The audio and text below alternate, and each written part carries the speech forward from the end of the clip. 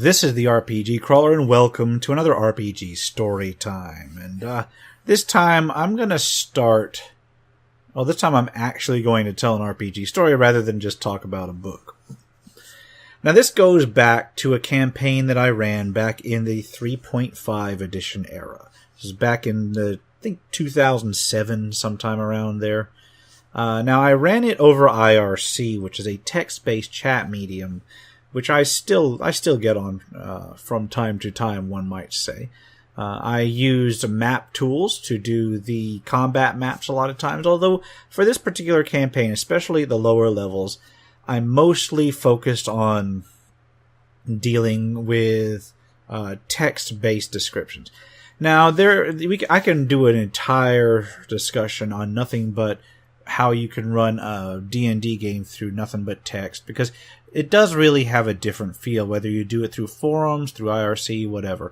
And this is actually one of the reasons I still have some of the information about this particular campaign, is because I still retain a lot of the logs and such, which was my way of keeping track of what was going on, besides the usual DM's notes. Now, this campaign had several characters over time. There were 4 main ones that formed the core of the group. Magnus the Conjurer, he was an elven conjurer. Ragnar the Barbarian. Valdemon the Paladin. And Arliss the Rogue.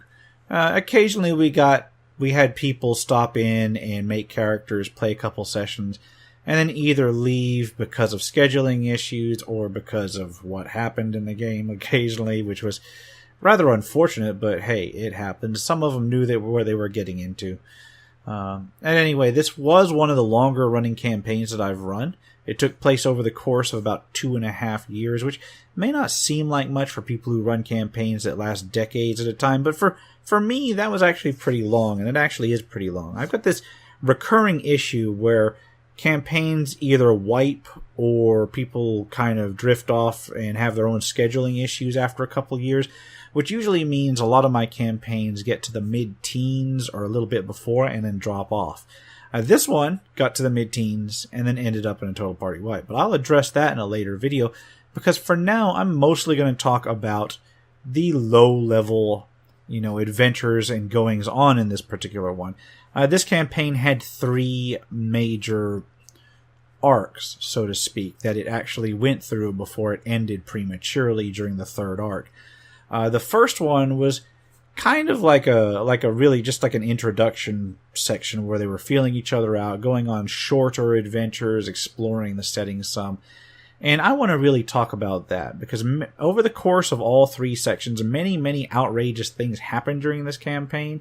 This is actually the one with the half-ogre that couldn't fit in the dungeon that I've talked about. In fact, I may have talked about a few of these things in other videos here and there, but we're going to focus on, tying them all together so you can understand some of the background on this one. Now, I will go ahead and start with just the intro adventure for this one. But actually, let me start with how I was running this one. Basically, I was running this one each week, whether everyone was there or not, assuming that I could get away with it in the story. They could be on a full adventure that had at least 3 or 4 people in the party, or they could be like an interlude, in which case if only 1 or 2 people showed up, I would run some sort of side thing where they could get some extra experience and so forth, and it did tend to average out over time. Occasionally, if somebody was, not present, but they were in the middle of an adventure, I would NPC them and I would run the character myself until such time as they got out. And what happened a lot of times is I would just run them at a basic bare minimum, not really offering much advice and such. So it was better than the character not being there at all, but it was worse than if somebody actually showed up to play. So I think it was a decent trade-off. Anyway, the first few sections of this campaign, in fact, almost the first 2/3 of this campaign took place in a town that had it was a peaceful little town. It was built above some old ruins. It was this very kind of like, not necessarily Dark Ages, but late Dark Ages, after this empire in the past had fallen. And the town that they started at had various roads leading to other towns, but they were all closed due to various events. And I was basically putting that out there as sort of adventure hooks. So the introduction, only 2 people were present. The Paladin Valdemon and the Barbarian Ragnar. And I had them meet in a tavern. Typical, right? Except, in this case, I didn't really just have them show up and say, okay, you're in a tavern. I gave them some background information. The Barbarian actually worked at the tavern. He was employed at the tavern. He was a kind of a bouncer / helper. While the Paladin was in town preaching the word of the Divine Ascendant, which is kind of a semi-monotheistic religion that I designed for use in general campaigns that I do. And not all of them, but several of them use the same Divine Ascendant religion. And it's basically kind of a shorthand to put like a monotheistic medieval style church into these things. At any rate, so the paladin shows up and he starts preaching his word, and the barbarian is playing bouncer duty, and they introduce one another to themselves to one another, but they don't really get into it because they're playing their characters, and at this point they have very, very little reason to interact besides the basic greetings. Now, the paladin was kind of one of those asshole paladins, and this will crop up a few times during this entire campaign's discussion. But especially at the very beginning, he was still feeling out the character, and he had this idea that a paladin would just start detecting evil at random on everyone who walked in. I told him, I said, that's kind of an asshole move. People will eventually pass their saves or whatever and get the feeling that they're being, they have magic used upon them. Except in this setting, magic use is not necessarily a great thing. Magic use is usually considered not necessarily evil, but questionable at best, even the holy magic, but he didn't really care. He was just detecting evil as people walked in. So I had people file in, and he would be like, "I detect evil, no matter how bland their description." So I thought, what, this is a good time to get them involved. So at one point I say, "Okay, what's the range on your detect evil?" And I look there and say, "Well, you don't detect evil in the people walking in. But as the door opens, you detect a little bit of evil running by on the street." So what's a paladin to do that's sitting in a bar minding his own business, detecting evil on everything like some sort of Big Brother thing, but run after the evil signatures he encountered? Does he tell anybody? No. Because what's he going to say? "I detected evil," and then run off? Yeah, not a good look. And at least he realized that. So he runs out the door, and the barbarian, although he sees this, he's a bouncer, and he had no reason to follow him. So he kind of stays behind, and the paladin charges off into the night. So once he's outside, the paladin, he's alone. He sees several of these creatures. I just basically said there were small figures in hooded cloaks, just scurrying through the night, going down the street. So the paladin charges after them, shouting, "Halt! Halt!" like some sort of weird Oblivion guard. And, you know what? People are starting to look at him weird because, A, there was no reason for him to shout halt to these short figures. And B, there's no real outward sign they're evil. I mean, they're short and they're spindly, but they're not evil. And the few people on the street basically looked at this paladin like he was crazy. So the paladin follows them through the streets, and he starts toning his shouts down when he realizes people aren't joining in. And he begins to realize that he's looking pretty foolish. So he follows these things to a sewer entrance. Now remember, this town is built on some old ruins, and it has a sewer that is actually much older than the town. And so what does the paladin do? These things still haven't shown any sign of mischief. There's no sign that they're criminal aside from the fact that they were skulking around. And they haven't responded to his attempts to call them out. So the paladin draws his warhammer and moves up towards them. And at that point I figure, well, he has given them enough reason to defend themselves. So as he runs into melee with his warhammer, and there's still a lot of space behind these guys. So the four of them that still haven't hopped down in the sewers yet, turn around, whip out short bows from under their cloaks, and shoot him. And he takes a couple volleys as he closes in for melee. And by then, he's taken some damage. Remember, he's first level. He's taken some damage in. And he gets to him. And, this is the first combat of the campaign. He's kind of forced it, but he's gone up there and he sets the tone for the entire campaign by running up and immediately rolling a natural 1 on the attack roll. So he's already taken some damage because he's taken a volley or two as he closed, and they turn around and they start stabbing at him. They actually do quite a bit of damage. It takes a little while. There's a brief skirmish. He manages to kill a couple of them, and a couple more begin to retreat into the sewers. And things are beginning to settle down. And he's wounded. He's rough. And that's when I say, you know what? You notice smoke rising from the direction they came from. So first of all, he stops to see what he killed, because it's dark. He's barely able to see him. He's a human. He don't have night vision at all. He pulls one up and he finds out that it's a kobold. Okay, so he almost got his butt kicked by kobolds, but that's what you get when you charge a bunch of them at night with no backup. So at this point, it's pretty clear that there's a fire in the distance, and he still hasn't investigated it. So I'm like, okay, calls of fire have start going up, and back at the tavern, the tavern/inn, the barbarian, hears these things. Here's the call. Here's the call. Fire, fire.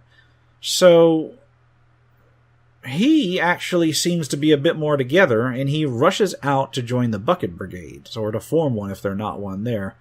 And he's actually starting to toss water on it, and eventually the paladin gets the idea that, oh, maybe I should go help put this fire out.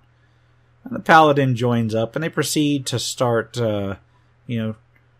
taking the fire down, and it looks like it's some sort of sage's library that was set on fire.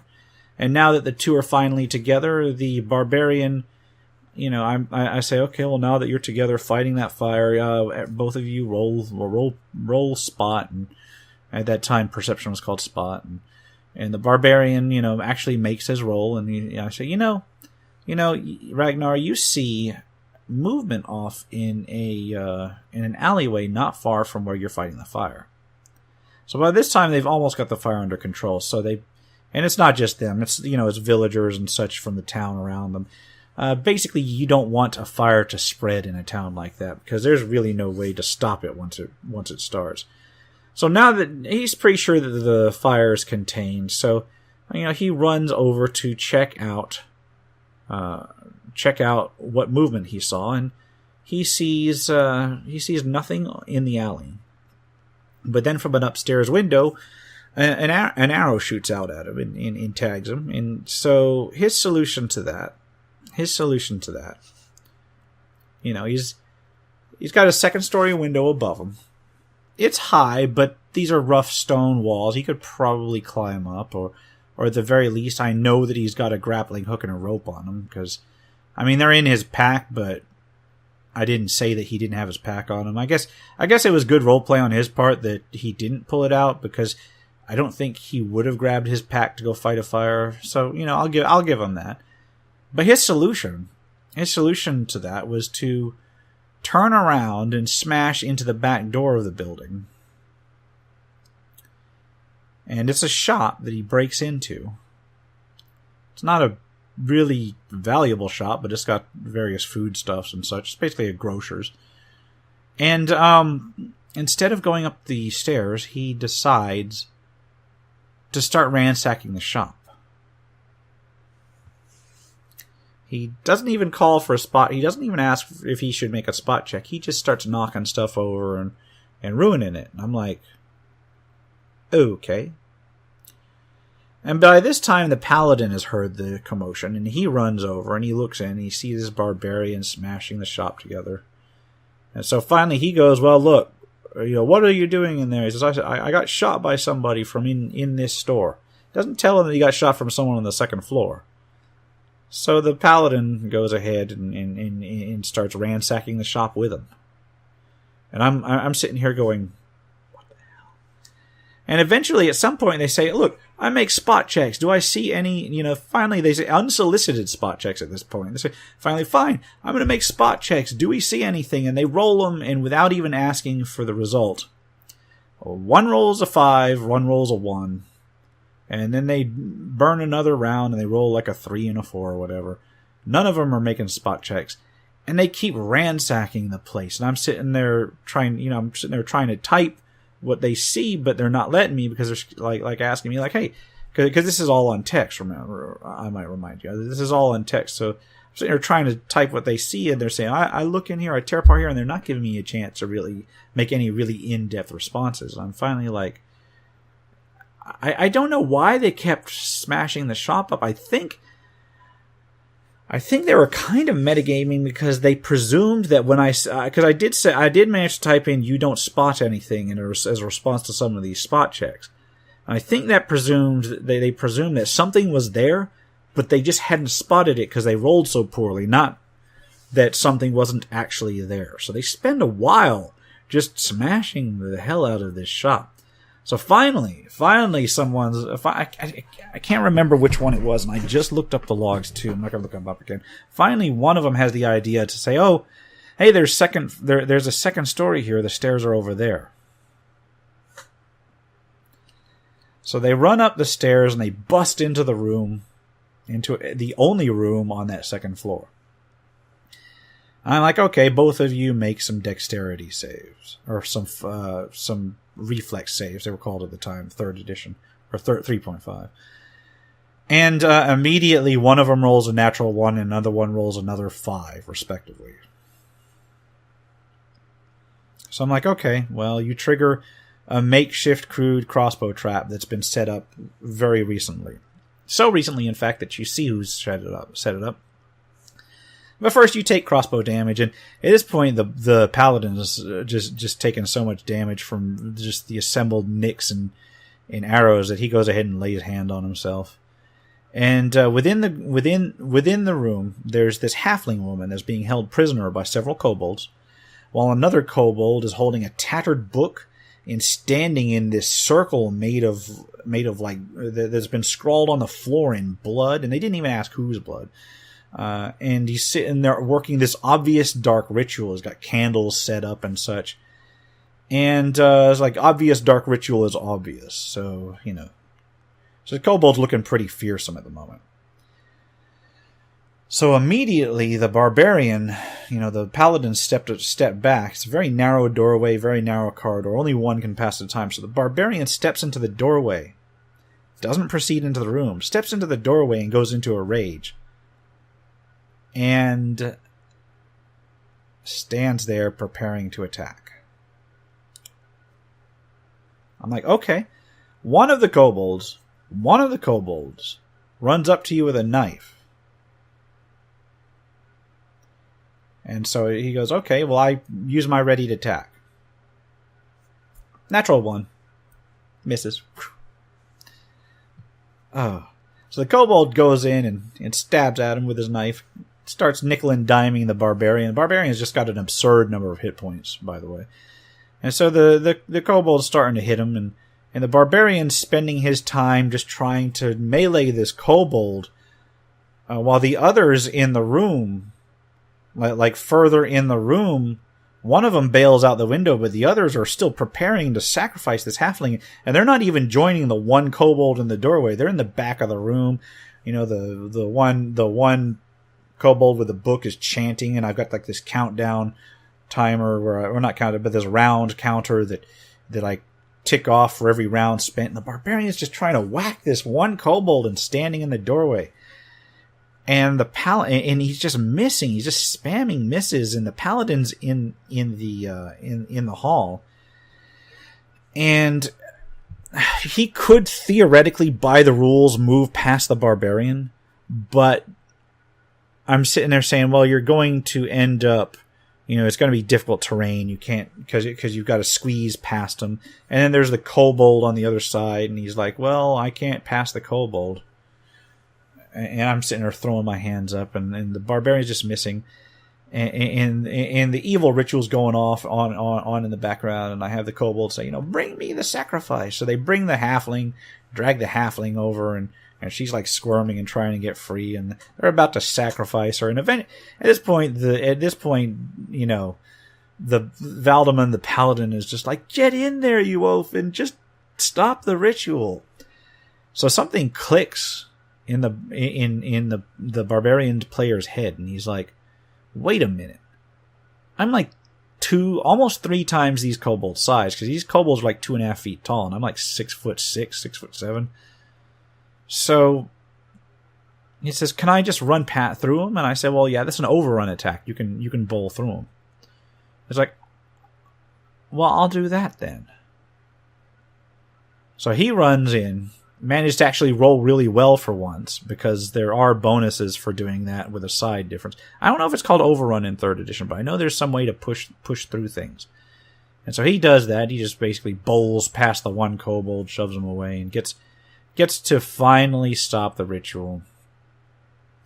Except he actually gets to the ritual and he can't actually make an attack. But the paladin does follow up now that the way is cleared, and the paladin goes ahead and kills the ritualist literally on the last round that I'd had him slated to cast before they slit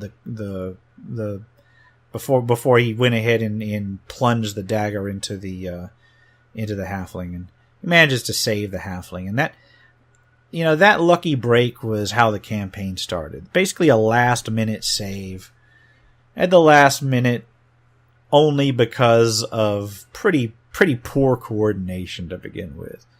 And that kind of set the scene. Now, I'm not going to go into every little detail of the campaign, but I will cover a couple more of the highlights. A little bit after the kobold attack, they've been on a few solo adventures here and there, gathered a couple more team members, and a few members of the group were assembling in the inn to plan their next move, because it's become very clear that the kobolds are up to something, and there was a reason that they stole this book and they burned this bookseller, and there was actually there was indication that they'd actually murdered the sage before they set the place on fire, and they were doing that to save their tracks. So there were a couple of them in the inn talking, and Ragnar was on duty. He was because he works there, so he's on duty. So I'm like, okay, so you know what, we're going to run something tonight. They're talking about what to do to gather more evidence of the dark rituals, find out what's going on. And so I say, okay, well, the innkeep calls Ragnar over. He's like, hey, we got this noblewoman staying here, and I give him the details because he knows, because he works for the tavern. He knows this noblewoman is there, and I say, she says, she was supposed to come down here earlier. She asked me to give her a wake up call. Could you go wake her up? And so Ragnar's like, yeah, I'm still you're still the boss. I'll go up there and wake her up. So he goes up there, knocks on the door, and there's no response. And eventually he goes ahead and he didn't try the knob or anything. He didn't bother to see if it was locked. After there was no response, he just decides to knock the door down. I guess that's a barbarian for you. Just like, boom, knock the door down. Not even locked, just bashes it down, even though it's not locked. So he goes in there, and he sees that the room is empty and has been ransacked, and there's this broken window just leading out, is open, smashed open, and there's like wind drifting through it. And so he walks over and he looks out the window. He doesn't see anything below, but I'm like, you know what? Go ahead and make a listen check. And he makes it by a fair amount. It's like, okay, you hear little footsteps on the roof above you, because it's the 2nd floor, and you've got basically like this combination ceiling/roof. And he looks up there and he's like, oh, there's something up there. Oh, I need to get up there. So, does he jump up through the window and swing up onto the roof? No. What he does is he takes his greatsword and he hacks this big hole in the roof. And I'm like, your boss is, even if somebody's being kidnapped, what the hell, dude? You've kicked down the door and you just cut a hole in the roof. Yeah, that's going to leak that's going to be a real leak in the future, and he doesn't care. He cleaves this hole in the roof, and it's caused enough of a noise that they've had this rogue join the group, Arliss the Rogue, by now. And I say, okay, well, you want to make a listen check to hear it? And I did not play. I played with the guy that played the rogue for a long time, but it became very clear very early that he was kind of contrary in a bunch of things. And this is where I should have been my first clue, because I gave him the opportunity to make a listen check, and he's like, "No, I'll pass. I'm not listening. I'm talking to the barkeeper." I'm saying, "Hey, and he goes on and he plays like getting a drink for a few posts." I'm like, "Okay. All right." So back to the barbarian, Ragnar hoists himself up onto the roof through the big hole he cut in it. And he sees several kobolds carrying a bound and struggling body, the noblewoman that he'd been sent to check on, across to the opposite side of the roof, where they're beginning to lower her down with ropes. He can't see where they're lowering her down to. It's an alley, but he can't see into the alley from where he is. So what does he do? He shouts, and he charges, and swings at one of the kobolds. He's in this barbarian rage, charge attack, swings at one of the kobolds, and hits. And he rolls a d12 and rolls a natural 1. Minimal damage. And it wouldn't have been enough to kill the kobold. But understand that I'm running this on IRC. And as he rolls this minimal damage, which actually on second thought probably would have been able to drop a kobold, but he didn't know that. He just presumed it wasn't. But anyway, I'm running this on IRC, and while he's rolling this, in the same group, in the same chat, because he's got this scrolling chat log, in the same chat, the rogue is still, talking to the innkeeper, and then he finally gets his act together and starts posting about his character, asking about a way up to the roof. Because at this point, there's been like a battle cry that's like been obvious. You'd have to be deaf not to hear it. And so he's been posting about asking about a way up to the roof and such, and then going outside to take a look, which I accept because it only takes one round to really say, "Hey, you got a way up to the roof?" "No, we don't." "Okay, I'll just go outside." And so rounds move, and so I allow it, and so I totally miss the barbarian rolling this damage. So I ask him, I say, "Hey, roll damage." And the sneaky SOB just rolls again.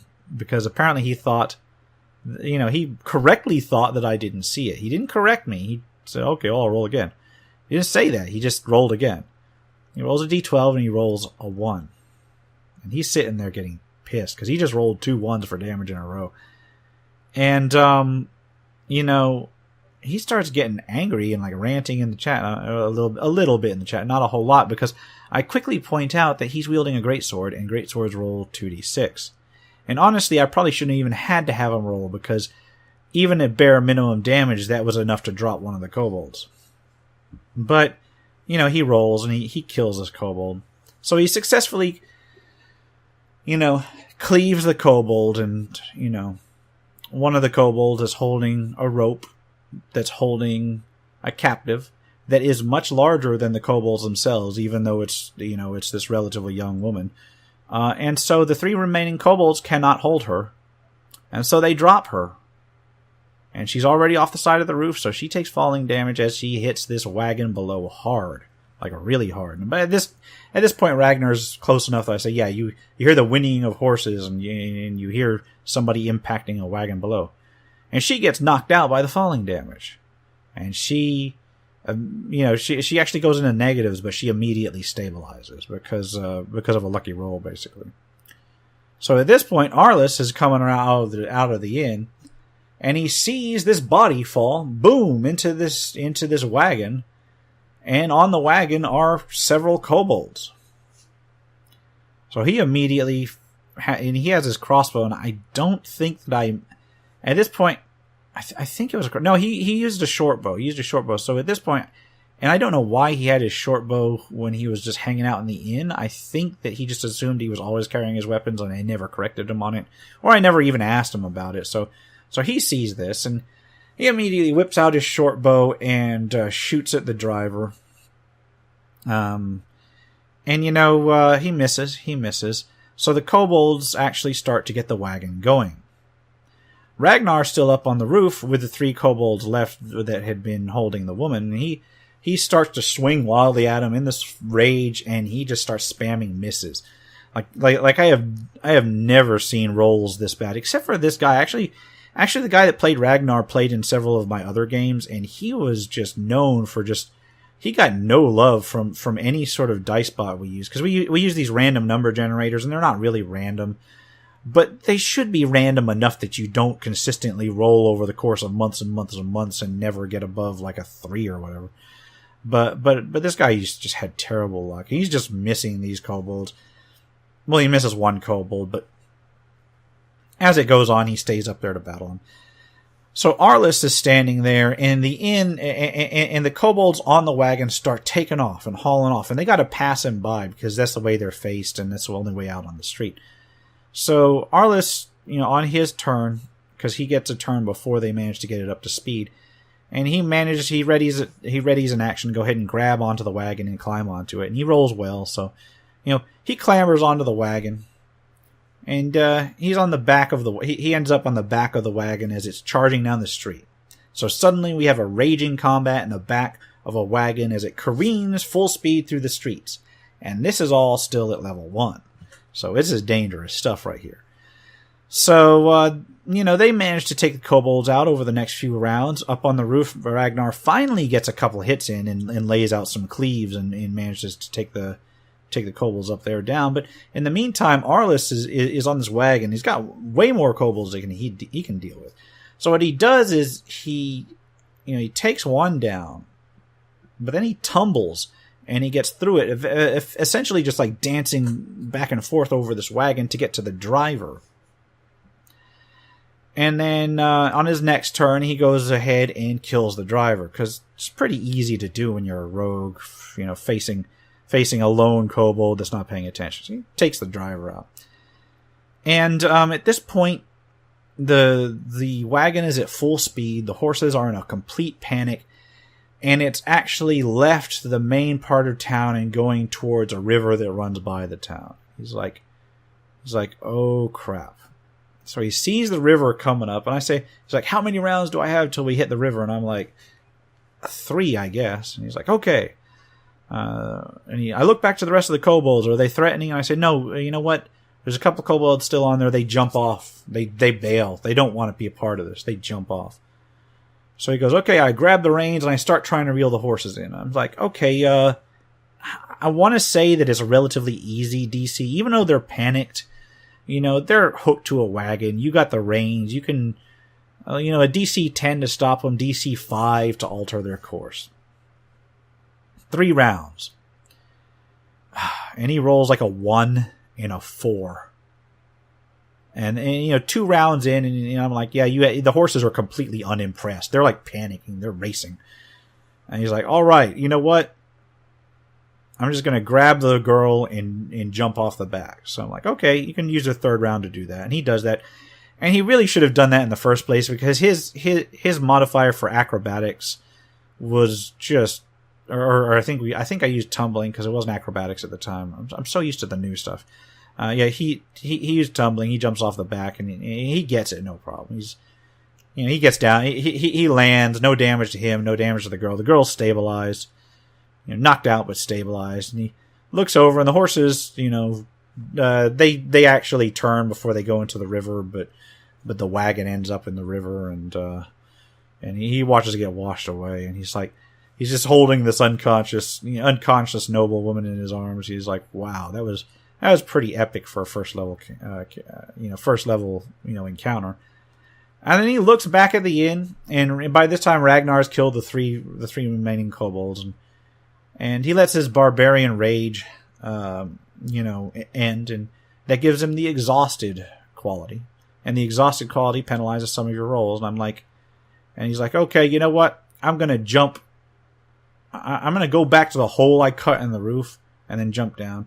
And keep in mind, this entire time I've been having him make balance checks to fight on the roof because it's a pretty steep roof.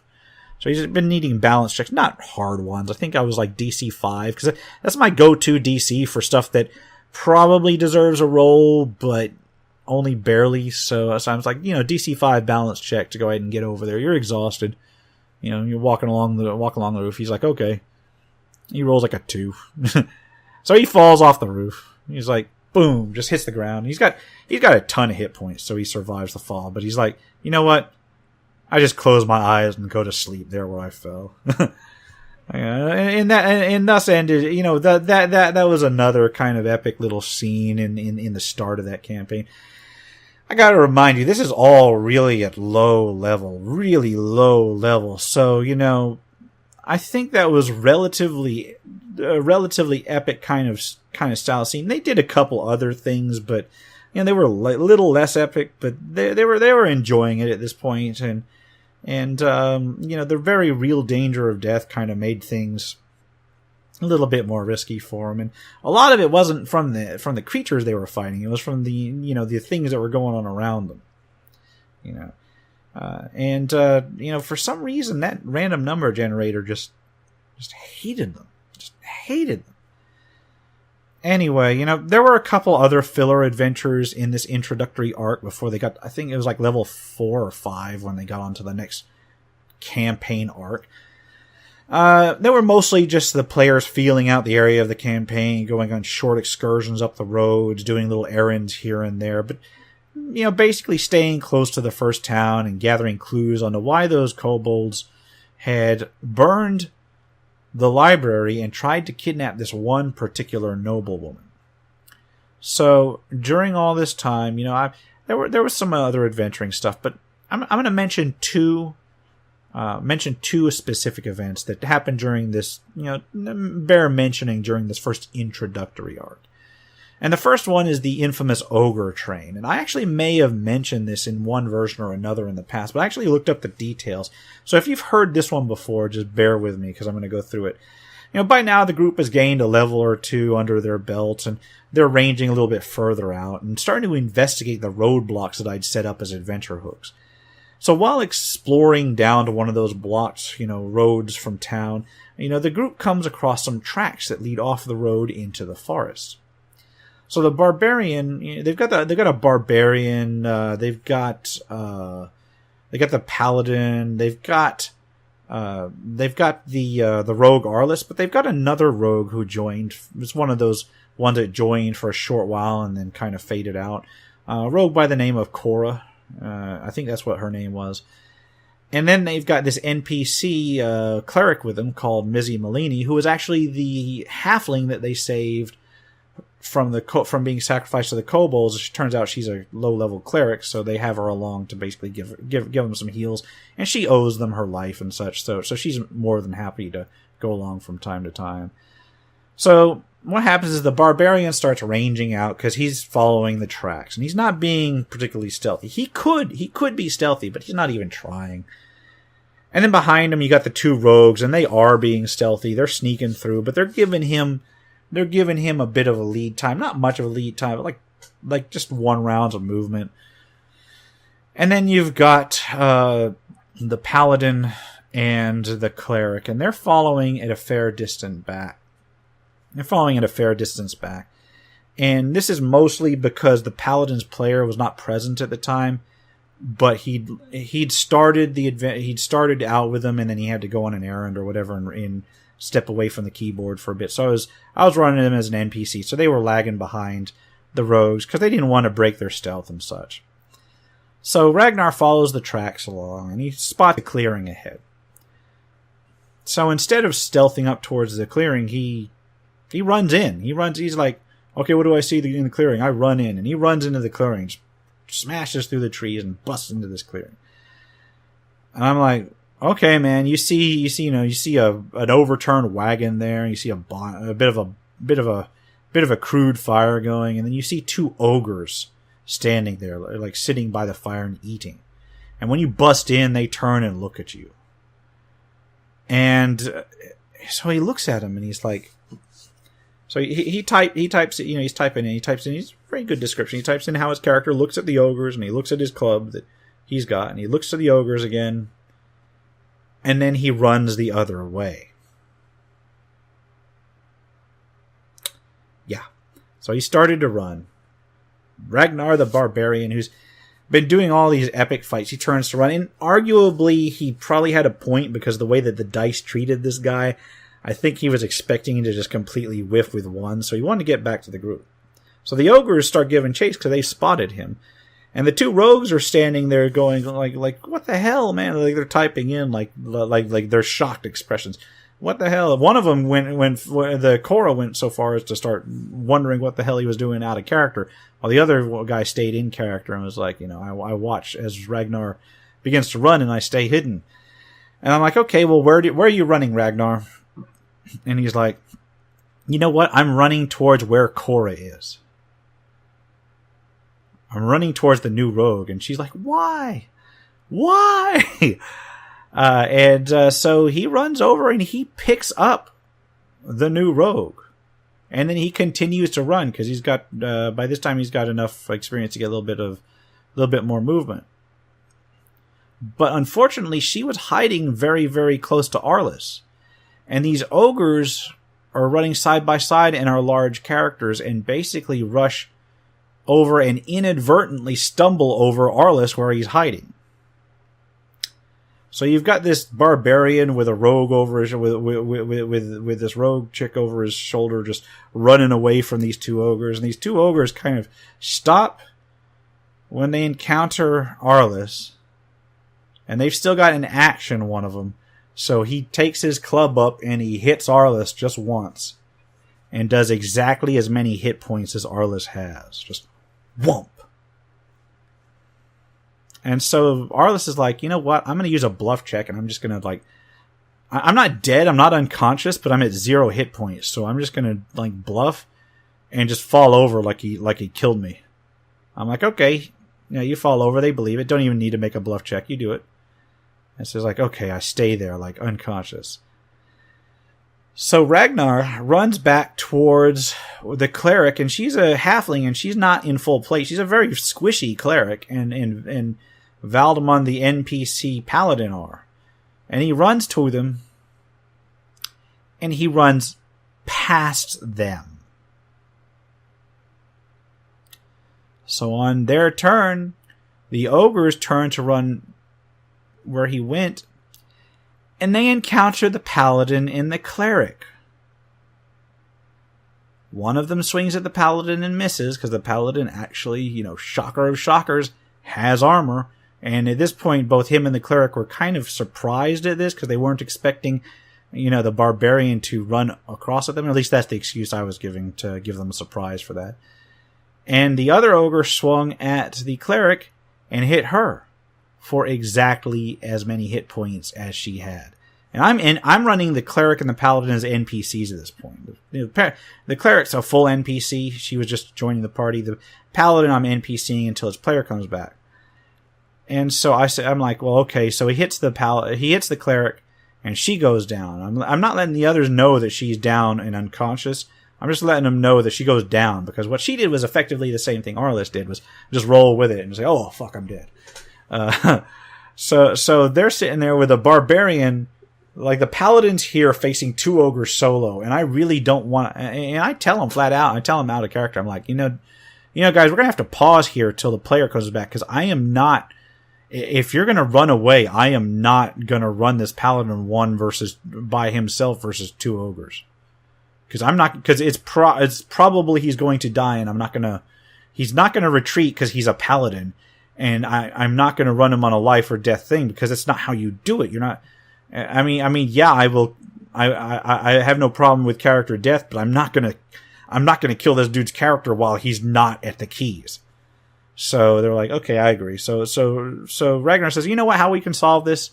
And he's like, I'll go back up. So I drop the rogue, I drop Korra, and then I run back up, and I engage. And I've got an attack. I'll go ahead and attack. And so he manages to go down, and the rogue, by this time, Korra, I keep on saying the rogue, but there's two rogues at this point. At this point, Korra's I think out of character, kind of angry at this point. So she busts out her bow and starts engaging, and you've got Valdemon Ragnar fighting the ogres, and Arliss is like, you know what? I've got a healing potion. I can take an action, right? And I said, yeah, if you take an action, at the end of that action, if you're still at 0 hit points, you get reduced by 1. He's like, I'm going to drink a healing potion. So he drinks a healing potion. And the cleric goes ahead and drops a heal on herself, and they get up and join the fight. And they manage to pull it out. Barely, but they managed to pull it out. But it came that close to an almost total party wipe just because the barbarian trained some ogres on them. Just like coming through, ogres. Anyway. Yeah, that was pretty goofy.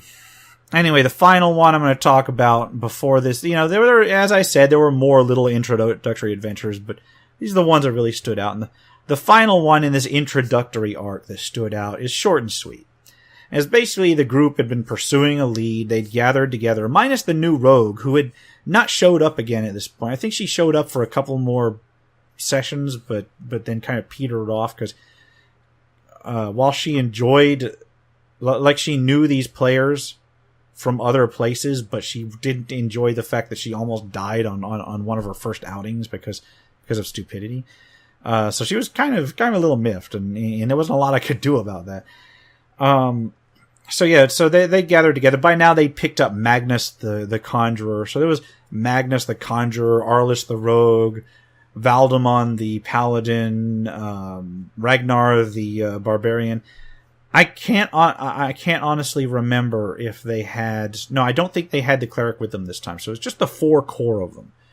And so they get to this old crumbling watchtower in pursuit of a lead to figure out what's going on with the kobolds. And Valdemon takes a position outside. He's like, I'm going to watch out for anybody that comes in. Just call me. It's not a big tower. It's tall. It's like 3 or 4 stories, but it's not large. It's just like, in one round I can run in there and get to wherever. So I'm going to watch for ambushes from outside. And they're like, okay. And so the other 3 go in and they do a room by like a level by level search. It's basically a room with a short stairway and then another room and a short stairway, then a room and then a ladder to the very top. And they're going through and they're looting things and they're looking for clues and everything's golden until they get to the very top. So they get to the very top. It wasn't a ladder. It was another stairway to a door. So they get the stairway to a door to the internal room, and No, it was a ladder. It was a ladder, now I think about it. Yeah, it was a ladder.